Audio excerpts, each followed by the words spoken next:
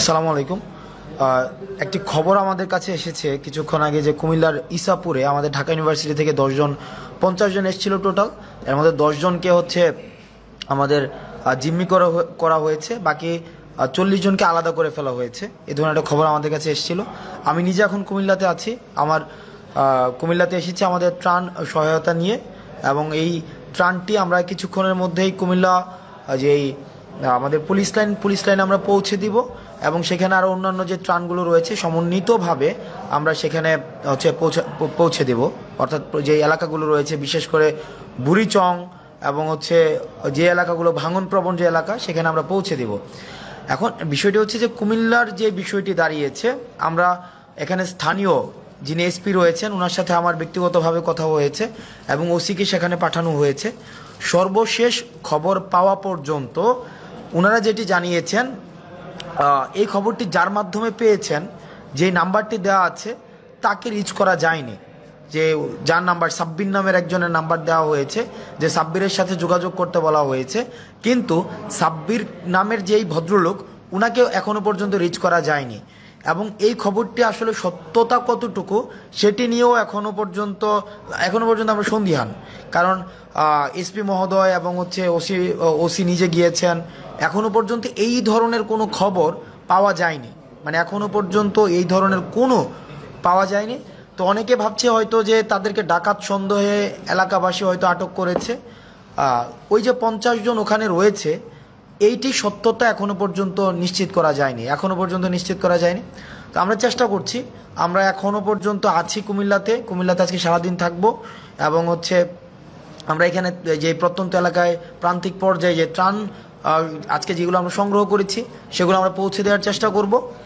এবং at the same time আমরা যে কাজটি করব সেটি হচ্ছে যে যাদের খবর এসেছে যে ইসাপুরে যে তাদেরকে আটক করা হয়েছে, তাদের পুনরুদ্ধারের জন্য, তারা যদি আসলেই মূলত আটক হয়েও থাকে, তাদের পুনরুদ্ধারের জন্য আমাদের যেই প্রচেষ্টা রয়েছে এবং আইনগত যে বিষয়গুলো রয়েছে সেটি যেন নিশ্চিত হয়, সেই কাজটিও আমরা করব।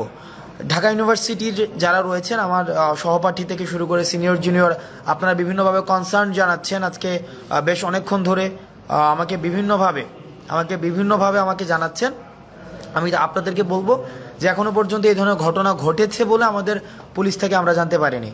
দ্বিতীয় যে বিষয়টি সেটা হচ্ছে সাকিব, আমাদের ছোট ভাই সাকিব, মনোয়ার এবং যে আমাদের হোসাইন, এই তিনজন আমরা জানি যে ফেসিবাদ বিরোধী আন্দোলনের একদম শুরুর দিকে আমরা যখন আনুষ্ঠানিকভাবে এক দফা দেওয়ার পূর্বেই কিন্তু আমরা দেখেছি যে তাদের একটি মিছিল আমাদের জৌহল থেকে ওরা দিয়েছিল। ঢাকায় তখন লকডাউন, ঢাকায় এক ধরনের ব্ল্যাকআউট ছিল, আমরা ইন্টারনেট শাটডাউন দিয়ে দেওয়া হয়েছিল, আমাদের কারফিউ জারি করা হয়েছিল। সেই পরিস্থিতিতে দাঁড়িয়েও কিন্তু আমরা দেখেছি যে বাকি যেই মানুষগুলো, যে আমাদের হোসাইন, সাকিব এবং মনোয়ার, তাদের যেই এক ধরনের সবসময় ফেসিবাদ বিরোধী আন্দোলনে তাদের সক্রিয়তা ছিল। যখনই লক্ষ্মীপুরের বন্যার খবরটি আসে, আমরা তাদেরকে দেখেছি যে পরের দিনই তারা ঢাকা থেকে ছুটে গিয়েছে রিফাত রশিদ, বাকের, তারপরে আমাদের অন্যান্য আরও সমন্বয়কদের সাথে। দুঃখজনক বিষয় হচ্ছে যে তাদের সাথে গতকাল রাত থেকে এখনও পর্যন্ত কোনো ধরনের যোগাযোগ করা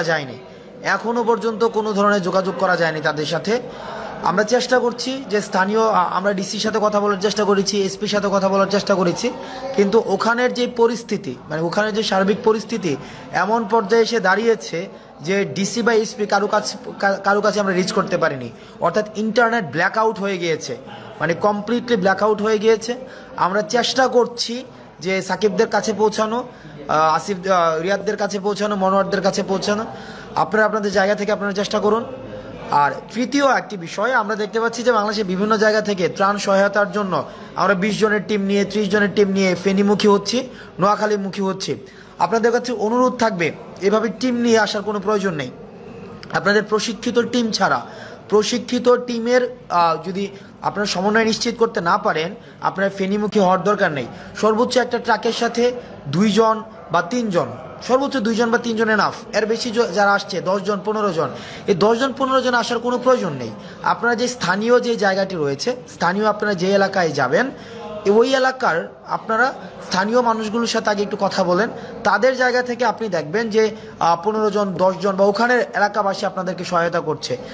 খালি শুধু শুধু ঢাকা থেকে 10 জনের একটা টিম নিয়ে যাচ্ছেন, 20 জনের একটা টিম নিয়ে যাচ্ছেন, গিয়ে সেটা আরও বেশি আপনাদের হচ্ছে বার্ডেন ক্রিয়েট করা হচ্ছে। ওই এলাকার মধ্যে একটা বার্ডেন ক্রিয়েট করা হচ্ছে। আপনাদের নিজস্ব খাওয়া দাওয়ার যে এই বিষয়গুলোর একটা বার্ডেন রয়েছে, তারপর হচ্ছে চলাফেরার একটা বার্ডেন রয়েছে, ট্রান্সপোর্টেশনের একটা বার্ডেন রয়েছে। এই সার্বিক যে বার্ডেনগুলো, এই বার্ডেনগুলো বিবেচনায় আপনার একটা ট্রাকের সাথে হায়েস্ট 2 জন আসতে পারেন, কিন্তু 10 জন বা 15 জন এই যে আসার যে বিষয়টি কি, সেটা হচ্ছে একটা ট্যুরের মতো হয়ে যায়। 3 সন্তানকে বুকে আগলে বন্যার পানি ঠেলে নিরাপদ আশ্রয়ের সন্ধানে ছুটছেন এক বাবা। একজন বাবা তার সন্তানের কাছে সব সময় হিরো, বীর পুরুষ, সুপারম্যান, স্পাইডারম্যান, সব কিছু। ছবিটি ফেসবুক থেকে নেওয়া। যিনি শেয়ার করেছেন তিনি ফেনীতে এখন ইতিহাসের সবচেয়ে ভয়ঙ্কর বন্যা। ধারণা করছি জেলার কোনো এক জায়গা থেকে ছবিটি ধারণ করা হয়েছে। আমার নাম বিচারপতি শামসুদ্দিন চৌধুরী মানিক। বিচারপতি শামসুদ্দিন মানিক, মানিক কে? হাইকোর্টের কয়েকদিন আগে উপস্থাপনা করছো বিচারপতি শামসুদ্দিন চৌধুরী মানিককে আটক করেছে বিজিবি। সিলেটের কানাইঘাট উপজেলার ডনা সীমান্ত এলাকা দিয়ে ভারতে পালিয়ে যাওয়ার চেষ্টাকালে শুক্রবার রাত 10টার দিকে বিজিবি ক্যাম্পে তাকে আটক করা হয়। বিজিবি সদর দপ্তরের পক্ষ থেকে এ তথ্য নিশ্চিত করা হয়েছে। স্থানীয় দালাল ধরে তিনি ভারতে পালাতে চেয়েছিলেন। আটকের সময় স্থানীয়দের তিনি জানান তার সঙ্গে বাংলাদেশি ও ব্রিটিশ পাসপোর্ট আছে, নগদ আছে 40,000 টাকা। আগের দিন তার সঙ্গে থাকা 60 থেকে 70 লাখ টাকা 2 যুবক মারধর করে নিয়ে গেছেন। শুধু সীমান্ত পারের জন্য নৌকার মাঝিকে 15,000 টাকা দেন তিনি। একটি ভিডিওতে দেখা যায় বিচারপতি মানিককে প্রশ্ন করছেন কয়েকজন। এ সময় তিনি তার নাম বলছেন, নিজের অসুস্থতার কথা বলছেন, দালালদের হাতে মারধরের শিকার হওয়ার কথাও বলছেন। অন্য একটি ভিডিওতে দেখা যায় জঙ্গলে কলাপাতা বিছিয়ে শুয়ে আছেন মানিক। কেউ একজনের সঙ্গে কথা বলছেন, তাকে টাকা দেওয়ার কথাও বলছেন, কিন্তু ওই ব্যক্তি বলছেন আমাদের টাকা লাগবে না। বিদায়ী আওয়ামী লীগ সরকারের ঘোর সমর্থক ছিলেন বিচারপতি মানিক। সরকারের কার্যক্রম সমর্থন করে টকশোতে আলোচনা করতেন তিনি।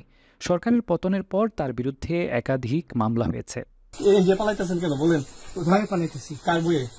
আর প্রশাসনের ভয়ে। প্রশাসনের বইয়ে আমার সাথে ছিল ব্রিটিশ পাসপোর্ট, বাংলা পাসপোর্ট, টাকা আর কটা ই কার্ড, ডেবিট কার্ড আর ই কার্ড, কি বলে। আচ্ছা, কালকে যে টাকাগুলো ছিল, আজকে কোনো টাকা ছিল সাথে? আজকে ছিল না, আজকে যে কত বাংলাগুলা, হ্যাঁ 40,000 টাকা। আজকে হ্যাঁ, আজকে যেটা কয় টাকা ছিল? দেখেনি 40,000 টাকা ছিল। কালকে যে 2জন টাকা নিচ্ছে ওদের কাছে কত টাকা ছিল?